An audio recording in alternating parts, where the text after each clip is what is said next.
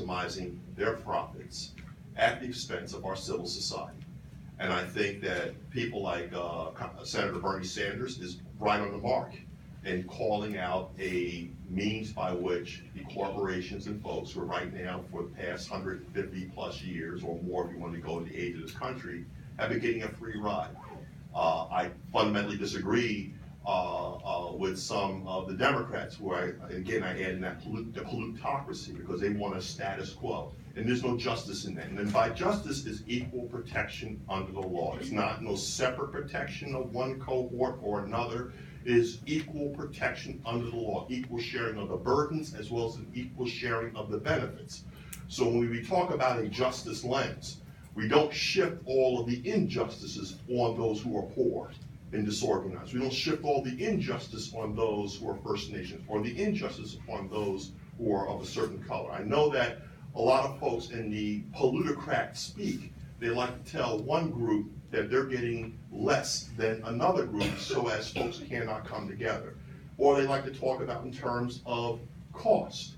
Well, the fact of the matter is, one minute they were telling us that wind power is not sustainable, viable, and what have you, but now when we see clean energy outstripping and being more profitable than dirty fossil fuel energy, and reducing the burden of cost on families, they're saying, okay, well now, we got to find other ways to destroy this energy sector, which also has jobs. So the issue at the end of the day is, how do we pay for it, is that we have a proper scaling systems. In the case of carbon and the carbon economy that's destroying our planet, and destroying, as I say, with regards to climate change, there needs to be a serious carbon tax.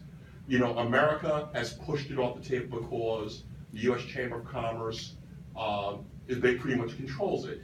And domestically, they're denying climate change, but it was interesting when I was over in Paris at COP21, the very same Chamber of Commerce was saying that they recognize anthropogenic climate change, but they feel that the private sector should drive it. So they were having their cake and eating it too. And that's that double speak, what they say at the global level versus what they say at the domestic level. And they play our civil system and structures so they can still get away by polluting without paying the cost. So the issue is not what can't be afforded. The issue is how we are investing. And American government, the reason why Mr. Trump is, and he wasn't a billionaire, I don't believe, going in, but he's definitely going to be a billionaire coming out. The reason why they want that White House, because they set the regulatory framework, laws, and rules, and they actually decide who are the economic winners and losers.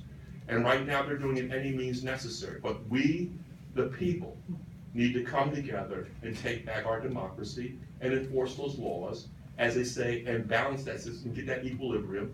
And as in the words of Senator Sanders, I think that we have an opportunity to revisit this, but I think that it's not an issue of, a stepwise. I think it's a full-on press. The same way they went gangbusters and hit every system to tear it down, to distract us and have us all freaking out and being overwhelmed.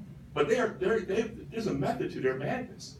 Because even though there is no such thing as a deep state, when they're done, there will be one. I mean, right now they're wiping out the scientists, they're wiping out the experts, they're wiping out the funding, okay? And what they're replacing with? They're replacing it with corporate lobbyists and experts who are now being hired in and brought in to further put in new regulations and laws. So we got a hell of a lot of work to do, but the issue is taking it back.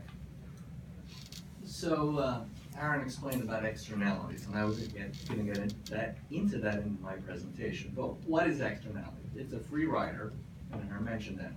So when GE was around polluting the Hudson 30, 40 years ago, 50 years ago, do you know how much they paid for dumping waste in the Hudson?